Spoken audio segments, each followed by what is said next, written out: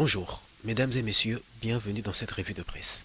Ouvrons cette revue de presse avec Econews qui titre à la une Joseph Kabila a brisé enfin les silences.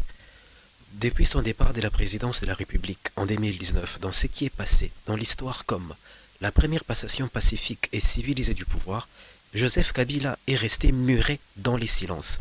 Un mutisme qui, à la longue, en a exaspéré plus d'un, jusque dans le haut cercle du pouvoir. C'est le vendredi 16 juin, à 6 mois des élections supposément prévues le 20 décembre, où il s'est enfin exprimé devant les cadres du FCC qui lui sont restés fidèles, promettant de s'adresser bientôt à ses compatriotes congolais.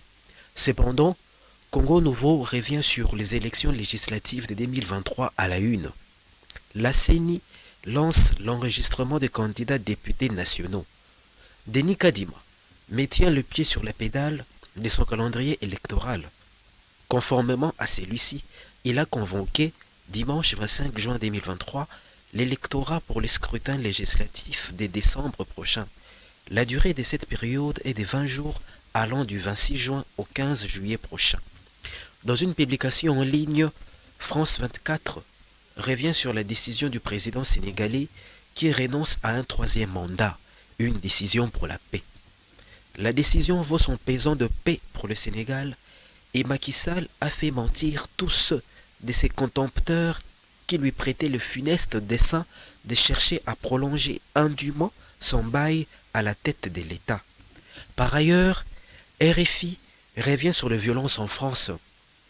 Emmanuel Macron promet une loi d'urgence pour accélérer la reconstruction. Tout a commencé avec la mort de Naël, jeune homme de 17 ans, tué par un policier lors d'un contrôle routier qui a été suivi de plusieurs nuits d'émeutes, des destructions et des pillages qui ont visé des bâtiments, mobiliers urbains et des moyens de transport. Bouclons cette revue de presse avec TV5 Monde. Je cite, « L'armée israélienne entame son retrait de Jénine.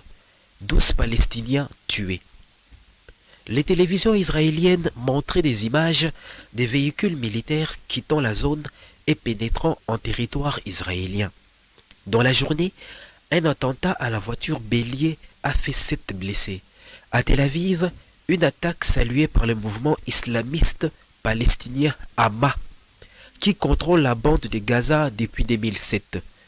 Parlons d'une première réponse aux crimes contre notre peuple dans le camp de Jénine. C'est la fin de cette revue de presse. Merci pour l'attention soutenue.